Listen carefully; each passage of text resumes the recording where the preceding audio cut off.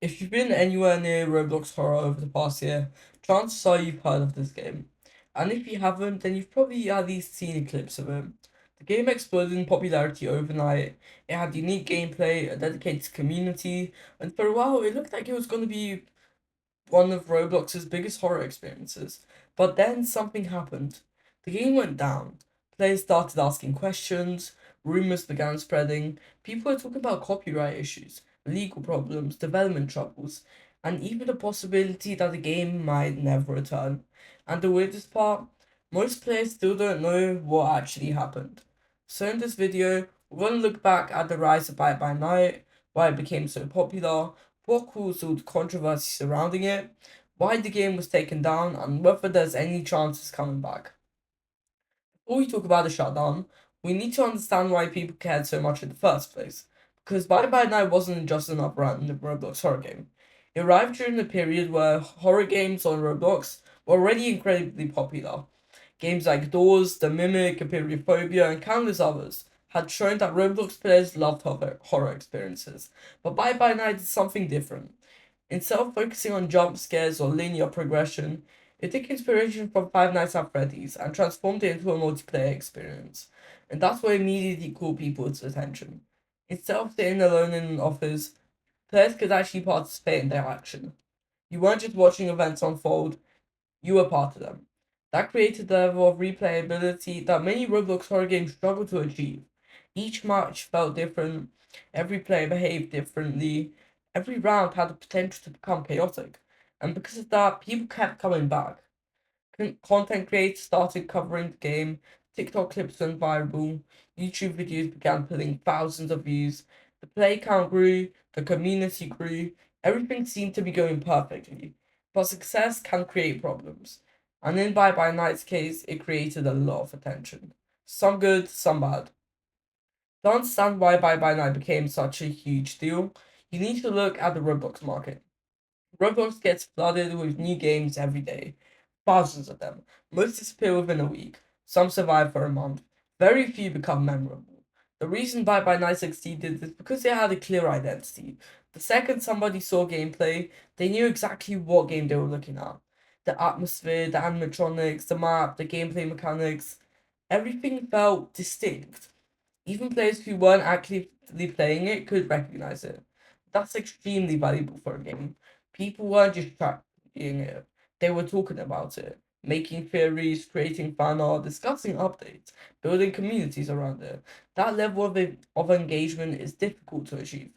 But unfortunately, that same visibility also attracts criticism.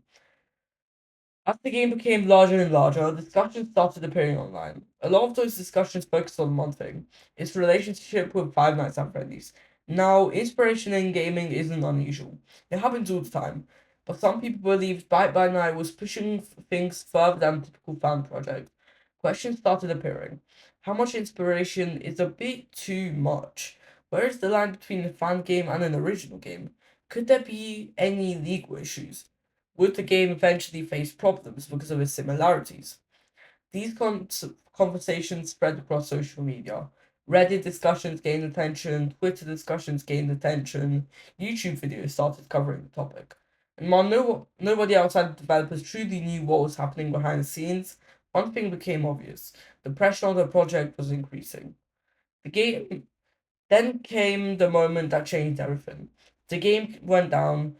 At first, most players weren't worried. Games go offline all the time. Service break, updates cause issues, developers need maintenance periods. That's normal. People assumed the game would be back shortly. Maybe in a few hours, maybe in a few days, maybe after a small patch. But days became weeks, and weeks became longer. And suddenly, the community realized this wasn't an ordinary maintenance period. Something bigger was happening. The official statements from developers didn't provide a clear return date, and that uncertainty became a huge problem. Because when players don't have information, they start creating theories, and that's exactly what happened. Once the game disappeared, rumors exploded. Some players claimed legal action had occurred, others believed Roblox had stepped in. Some thought the developers were rebuilding the entire game. Others believed development had completely stopped. The truth is that rumors spread much faster than facts. And because there wasn't a lot of public information available, speculation filled the gap. You see one person confidently claiming they knew exactly what was happening. Then another person would claim something completely different, and before long, nobody knew what information was real anymore. And that's often what happens when a popular game suddenly disappears. The silence becomes part of the story.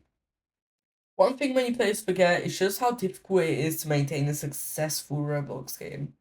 When a game becomes popular, expectations increase dramatically. Players want updates, they want bug fixes, they want new content, they want balancing changes, and they want all of it immediately. For developers, that is a huge amount of pressure, for sure. Every update has to work, every decision gets criticized, every delay creates frustration. Now imagine dealing with all of that while your game is surrounded by controversy and speculation. It's not hard to see how development could become incredibly complicated. Even if the team wants to continue working, challenges can pile up quickly. Technical problems, community expectations, financial concerns, platform issues. There are dozens of factors that players never see. This is probably the biggest question though.